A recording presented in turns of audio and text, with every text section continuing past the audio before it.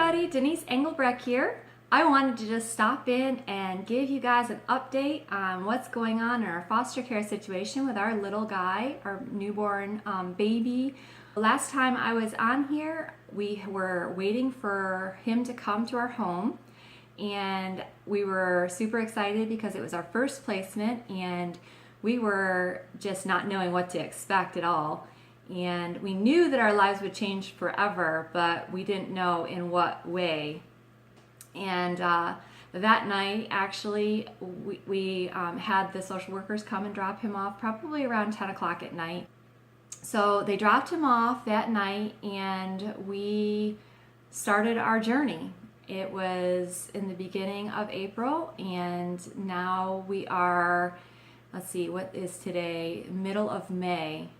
And we've had him for 6 weeks now, and he is 8 weeks old as of this last Monday, and he is doing pretty well. He's growing, and he's such a big boy. I can't believe how strong this little 2-month-old is. He has muscles upon muscles on his arms, and when I'm doing something he doesn't like, he definitely lets me know.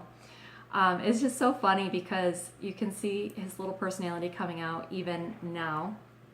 He has a lot of tummy issues, which I have found that some of my friends that have foster babies, they also have stomach issues with their foster babies as well. I think it just kind of runs in that whole line of maybe the mom doesn't really take care of their bodies too well when they're pregnant, and maybe there's drugs and alcohol or something involved where their stomachs just don't get developed enough or something, or maybe just their health isn't all that great when they're born. But yeah, we've been dealing with a lot of stomach issues, colicky, and a couple nights ago I was up probably about 10 times that night, and like every hour, sometimes several times in an hour. In these moments I'm thinking to myself, what did I do?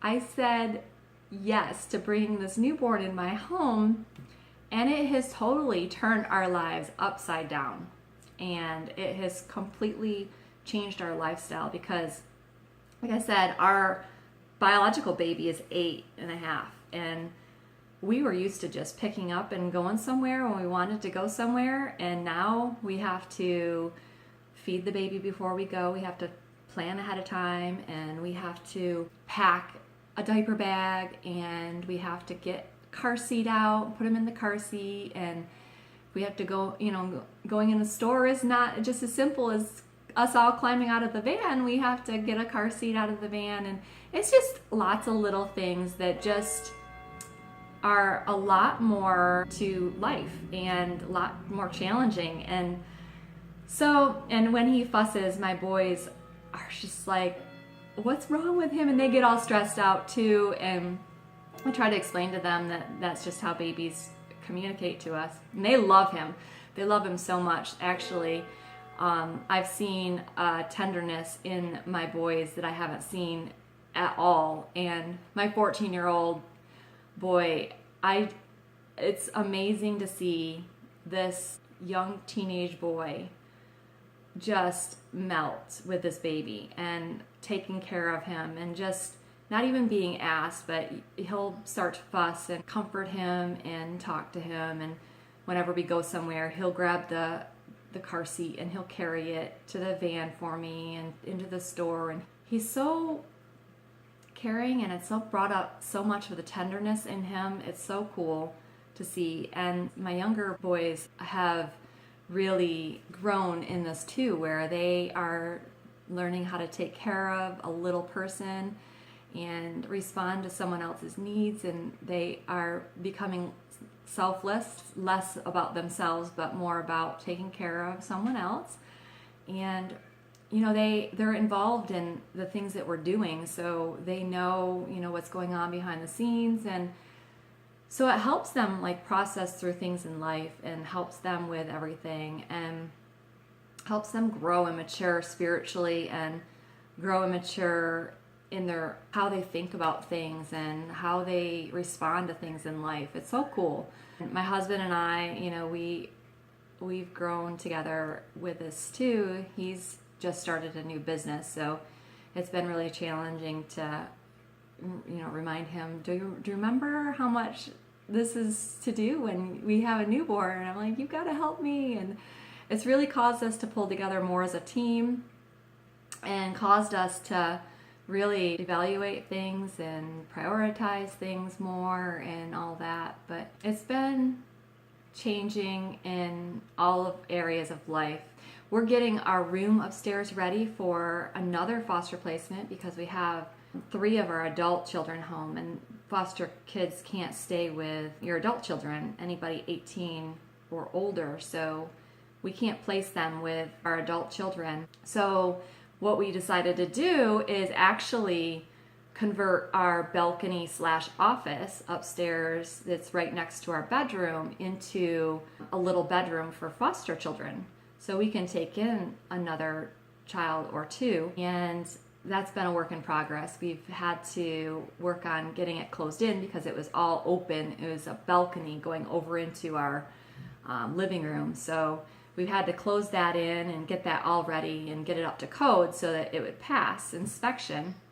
And we've had problems with our fire alarms because they didn't want to connect properly, because you have to have interconnecting fire alarms to be able to pass the fire inspection. So we've had to get all new fire alarms because they weren't reliable in connecting to each other.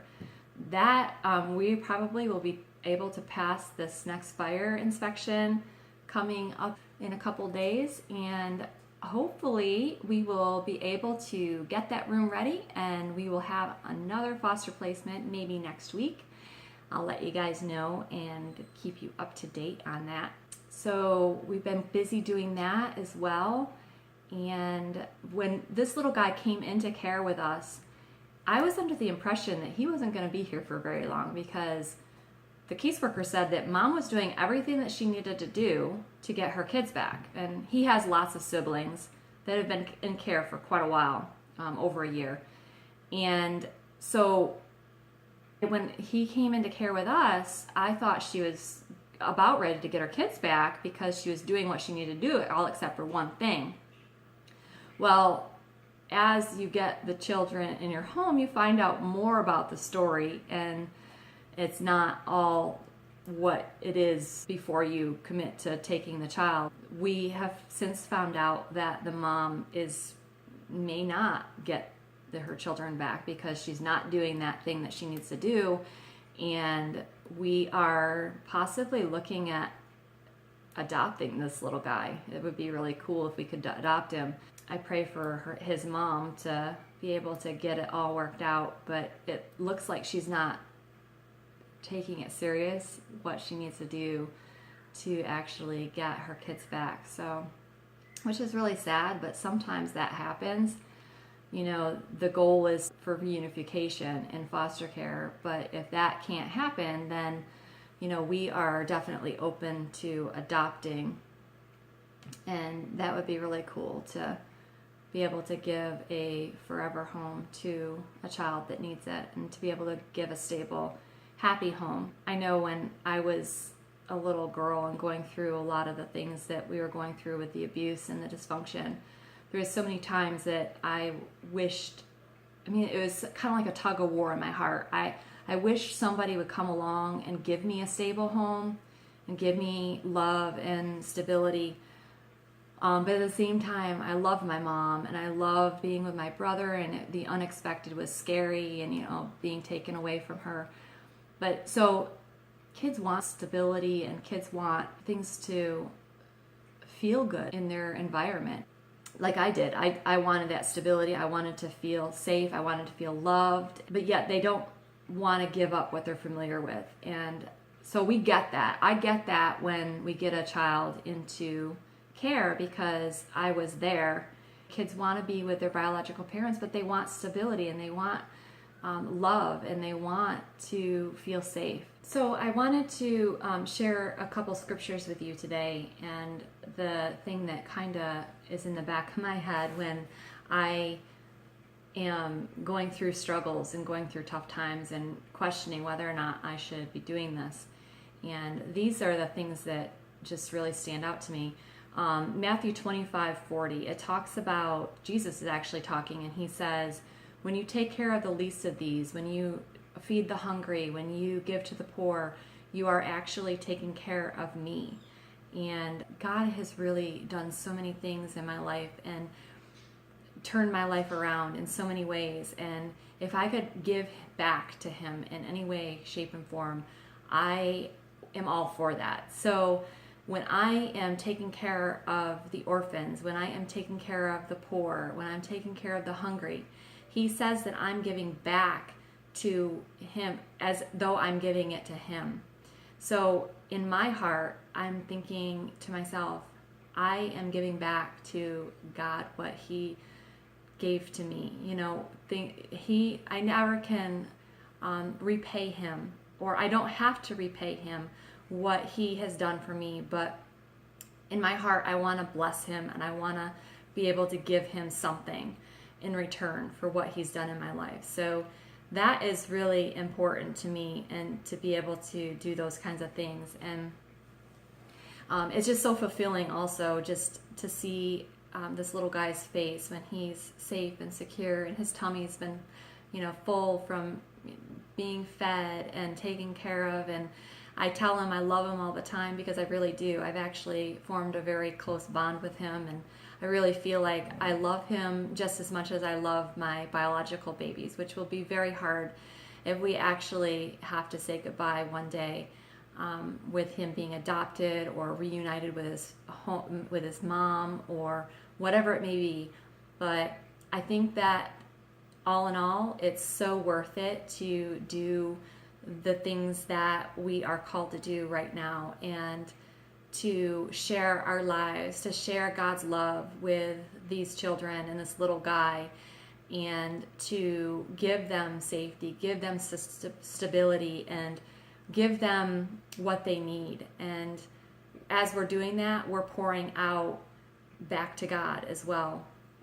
If you have any comments or anything that you want to ask me, please comment down at the bottom, and I will be very happy to answer those and be able to communicate with y'all and get to know you. And I definitely would love to hear from you. Don't forget to subscribe if you want to continue to hear what I have to say and see my videos. Thank you, and God bless.